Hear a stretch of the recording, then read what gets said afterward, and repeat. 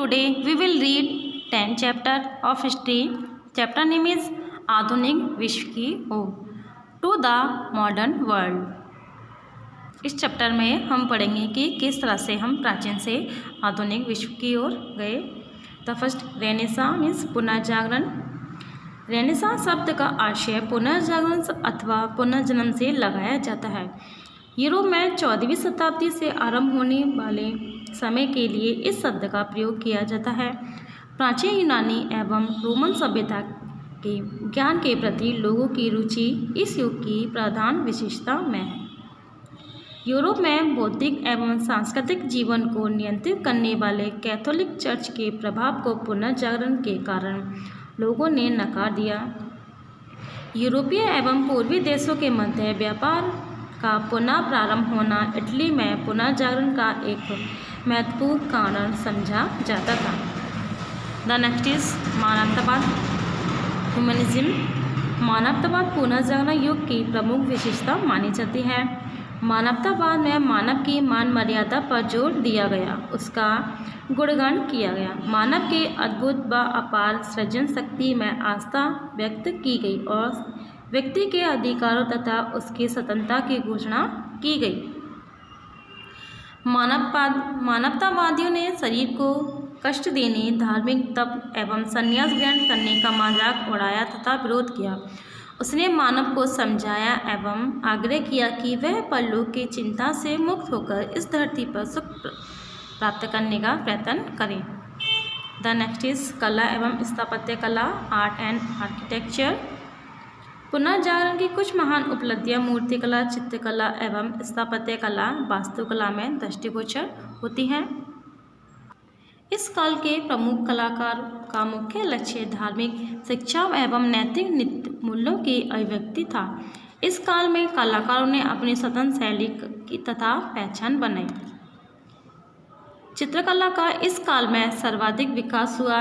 इस काल का महानतम कलाकार लियोनार्दो दा विंची था। उसमें बहुमुखी प्रतिभा विद्यमान थी। वह गायक, दार्शनिक, कवि, मूर्तिकार, चित्रकार, वैज्ञानिक तथा यंत्रविद था। उसने हवाई जहाज बनाया तथा उसके दो प्रसिद्ध चित्र मोनालिसा एवं लास्ट सपर मीन्स अंतिम भोज है। मूर्तिकला में कुशल एक धन्य प्रतिभा संपन्न कलाकार माइकल एंजिलो था। वह एक अच्छा वास्तुकार एवं चित्रकार भी था। वेटिकन मीन्स रोम के सिस्तीन गिरजाघर की छत में उसके सबसे अच्छे चित्र अंकित हैं। इटली का चित्रकार रफेल भी महान कलाकारों में गिना जाता है। उसकी सर्वश्रेष्ठ रचना ईसा मसीह की माता मैडोना का चित्र है। वह माइकल एंजिलो एवं लियोनार्दो दा विंची का समकालीन था। पुनर्जागरण काल की मूर्तिकला में भी चित्रकला के समान ही परिवर्तन दिखाई देता है। इस काल में ईसाई संतों की मूर्तियां मुख्य रूप से बनाई जाती थीं तथा स्थापत्य कला में भी धार्मिक विषयों का चित्रण किया जाता था। पुनर्जागरण काल में मूर्तियां खड़ी अवस्था में बनाई जाने लगीं। इस काल के कलाकार गौतिक स्थापत्य कला को पारलौकिक एवं तात्विक समझते थे। सबसे पहले इटली तथा उसके बाद यूरोप में स्थापत्य कला की नई शैलियों का विकास हुआ। सेंट पीटर्स का गिरजाघर ये रोम में है। इस नई शैली का सबसे सुंदर नमूना है। इसके निर्माण का कार्य ब्राम्पटन ने शुरू किया था। माइकल एंजिलो ने भी बाद में इसे सहयोग दिया। इस शैली में बने अन्य गिरजाघरों में गैर धार्मिक एवं मानवीय उपलब्धियों के गौरवपूर्ण भाव का चित्रण किया गया है। द नेक्स्ट इज विज्ञान साइंस। आधुनिक विज्ञान का जन्म ही पुनर्जागरण के साथ ही माना जाता है। इस काल की आधुनिक वैज्ञानिक उपलब्धियां खगोल शास्त्र के क्षेत्र में है। कॉपरनिकस जो पोलैंड का निवासी एवं कई वर्ष इटली में रहता ने कॉपरनिकस ने सिद्ध किया कि पृथ्वी अपनी धुरी पर घूमती है और सूर्य की परिक्रमा करती है। यूरोप में बहुत प्राचीन समय से ये मान्यता प्रचलित थी कि पृथ्वी विश्व के केंद्र में स्थित है।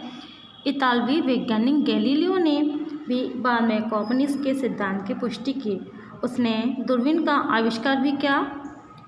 जर्मन वैज्ञानिक केपलर ने गणित की सहायता से बताया कि ग्रह किस प्रकार सूर्य की परिक्रमा करते हैं। आइजैक न्यूटन ने केपलर के बाद उसके कार्य को आगे बढ़ाया। उसने गणित की सहायता से सिद्ध किया कि सभी खगोलीय पिंड गुरुत्वाकर्षण के नियम के अनुसार ही यात्रा करते हैं।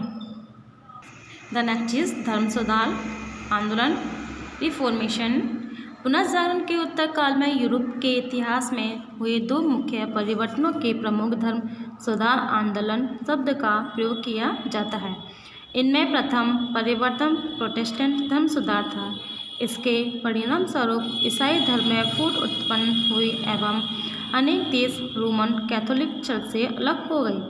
उन्होंने राष्ट्रीय स्तर पर अलग चर्च की स्थापना की। धर्म सुधार कार्यक्रम केवल एक धार्मिक आंदोलन ही नहीं था, वरन उस समय के सामाजिक तथा राजनीतिक आंदोलन में से भी इसका गहरा संबंध था, जो मध्य युग का अंत कर आधुनिक युग के आगमन के कारण बने। ईसाई विश्व का एकमात्र सम्राट पॉप ही माना जाता था, जिसकी सत्ता समस्त पुरोहित वर्ग पर स्थापित थी। चर्च के कुछ पुरोहितों और धर्माधिकारियों ने भ्रष्ट साधन अपनाकर बहुत धन संपदा अर्जित कर ली थी।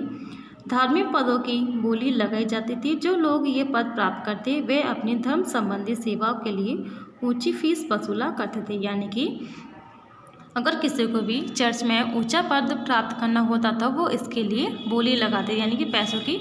जो अधिक पैसे देगा वही चर्च में ऊंचा पद प्राप्त करेगा। द नेक्स्ट इज प्रोटेस्टेंट धर्म सुधार।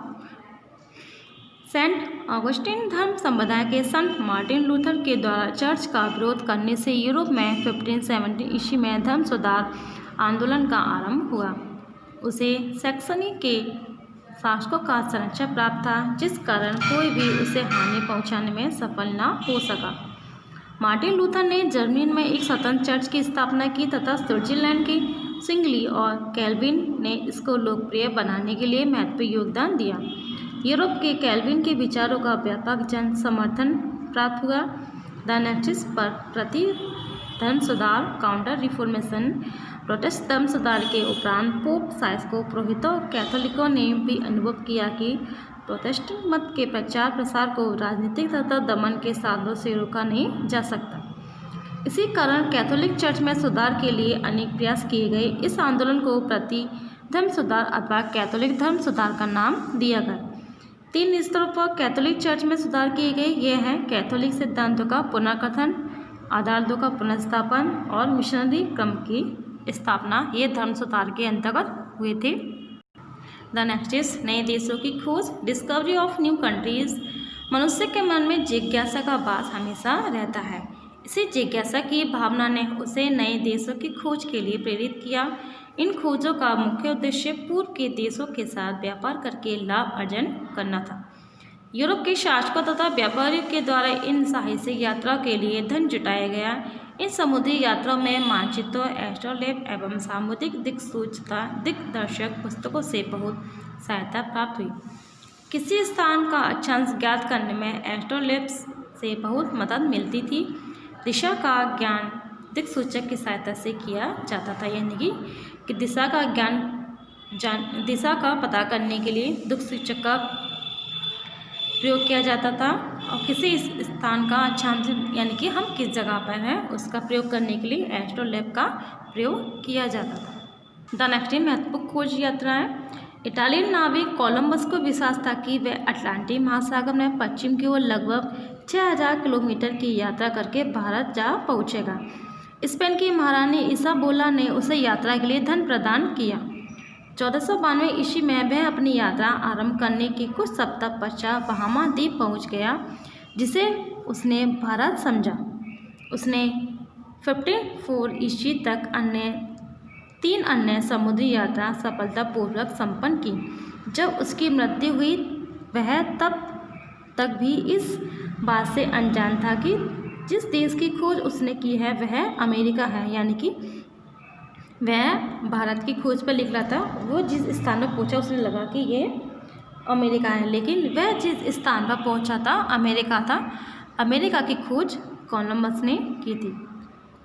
इटली के खोजी नाविक अमेरिगो वेस्पुक्सी के नाम पर इस महाद्वीप का नाम अमेरिका रखा गया। इसके बाद स्पेन के नाविक पिजारो एवं कॉन्टेज भी विजय अभियान के लिए गए, जिस कारण लैटिन अमेरिका का उपनिवेशीकरण हो गया, यानी कि अमेरिका की खोज हो गई और इस कारण वहाँ पर अमेरिका का धीरे धीरे करके विकास होने लगा। द नेक्स्ट है यूरोपियों का भारत आगमन। सिकंदर के भारत पर आक्रमण के समय से यूरोप के लोग भारत से परिचित थे। यूरोपीय लोगों का भारत से प्रत्यक्ष संपर्क रोमन साम्राज्य के समय से ही था। अरबों द्वारा ही यूरोप के लोगों का खगोल विद्या, गणित तथा संस्कृति का ज्ञान प्राप्त हुआ, किंतु यूरोप के वासी भारत से व्यापार में अधिक रुचि लेते थे।